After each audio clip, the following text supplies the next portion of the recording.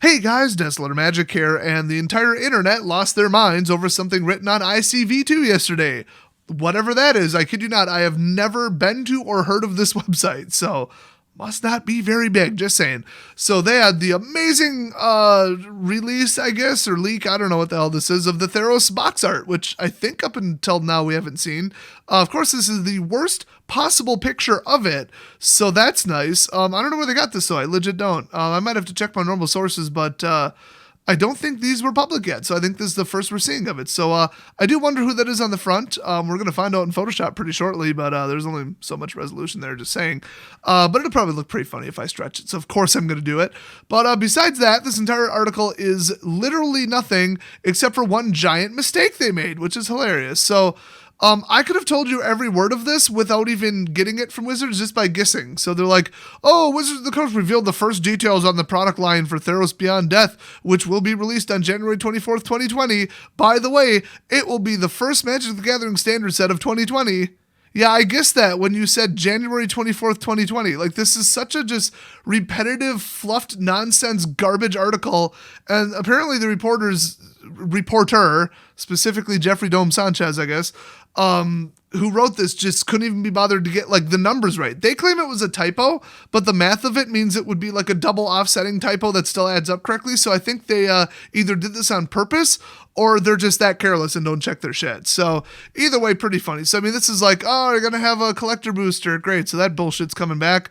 Planeswalker decks, ooh, what an announcement! And then the booster packs, yay, which are now called draft packs. They got that wrong. There's a lot wrong in this article.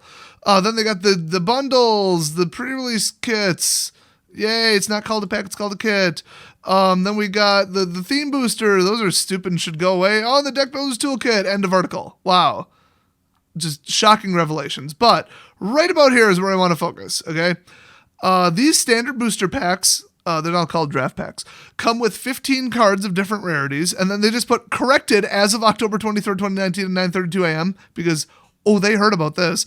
Pack rarity breakdown was incorrectly listed due to a typo. Will update, so not we will, just will. I mean, they can't type the word we. They don't have time for this, okay? Just like they didn't have time to capitalize the E in Ed. I don't know why they're apologizing to Ed. Ed didn't write this article. Does Ed work at Wizards? Why doesn't Ed capitalize the E? What? Is this Latin? Is this like, is it like et al? Who's Ed? So anyway, they will update pack rarities as more information becomes available. Let me help you. It's 139 plus a land and a token. Or wait, is it? Okay, it's one token or marketing card, then it's a land, then a rare or mythic. You could also have a foil, but they didn't even mention that. And then, is it 3 uncommons and then 10 commons? I think it is, or 9. I guess I don't know what's in a booster either.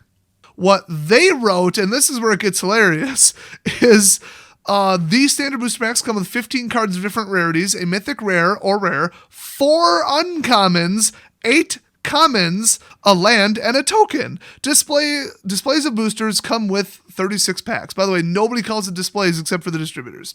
It's called a booster box, and also they're called draft packs now, apparently, or draft boosters. I don't know.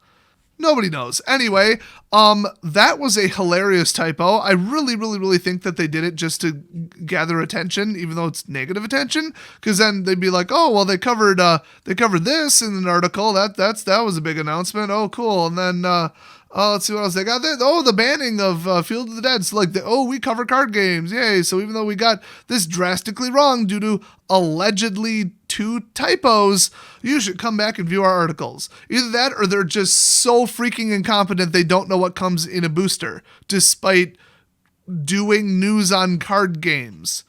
Now, interestingly enough, do note that they never corrected the numbers, they removed the numbers. So either they just didn't want to risk being wrong in case they did, some kind of special flip card legendary thing, where they kind of seed the pack, or the quantity and distribution of cards will change in the boosters, but that's not public knowledge yet, or I don't know, maybe something Wizards said was wrong and they haven't clarified the actual numbers. I don't know. So there might be a little more going on here, but I don't know. I kind of doubt it. I'm getting the vibe that whoever wrote this just doesn't know shit about Magic. Now, correct me if I'm wrong, but there have never been 4 uncommons in a booster. I mean, they changed it enough times, but I don't think that's ever been true. So, yeah, oops. So I had heard that for about half a day, a lot of information was being passed around on like social media and stuff about, oh, the big thing with Theros is going to have 4 uncommons. First of all, why would anybody care? And secondly, if it's only one source saying it, I don't know. I mean, if it doesn't come from Wizards themselves, you got to kind of question that. But yeah, not a lot of value in the uncommon slot, not typically.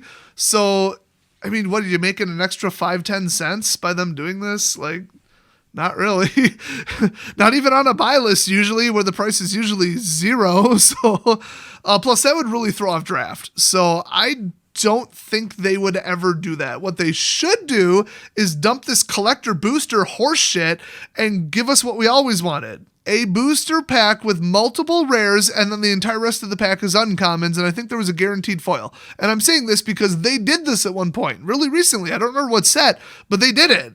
I didn't pick one up because I don't know where the hell they were selling them. Probably a Walmart exclusive or something. But yeah, they were selling like these premium ones that I think were like $12.99. And I think they contained like 3 rares, 1 foil, and all the rest were uncommons or something. So if you did the math, it was like exactly scaled up to what you think the value should be for that. So it's just, oh, I want the good cards. I want to open, 3 rares at a time.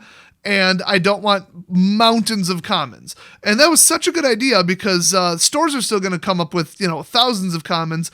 And every time you buy a common for like 25 cents or whatever standard price is at a local gaming store, they make a huge amount of money. Because think about it. There's a couple hundred commons in a booster box, usually like just short of 300. So if they were to sell just the rares, the foils, and the uncommons, usually that's like $120 to $150. So if they paid about $86 for the box, there's your money. But for every common they sell, or I should say for every 4 commons they sell, that's an extra $1. So if everybody just buys those and then picks up the commons from their local gaming store, they make a huge margin. It really adds up. I mean, you need a play set of this, play set of this, play set of this.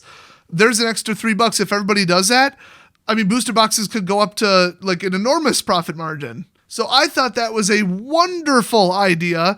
I heard that it sold well. I heard that it was popular. Why not do that again, Wizards? These collector's boosters are pretty hated by the community. I know they sold well, but they're still really hated by the community. Plus the whole trick of them sending 1/10 of what they should have to Europe after like, I don't know, lying about it.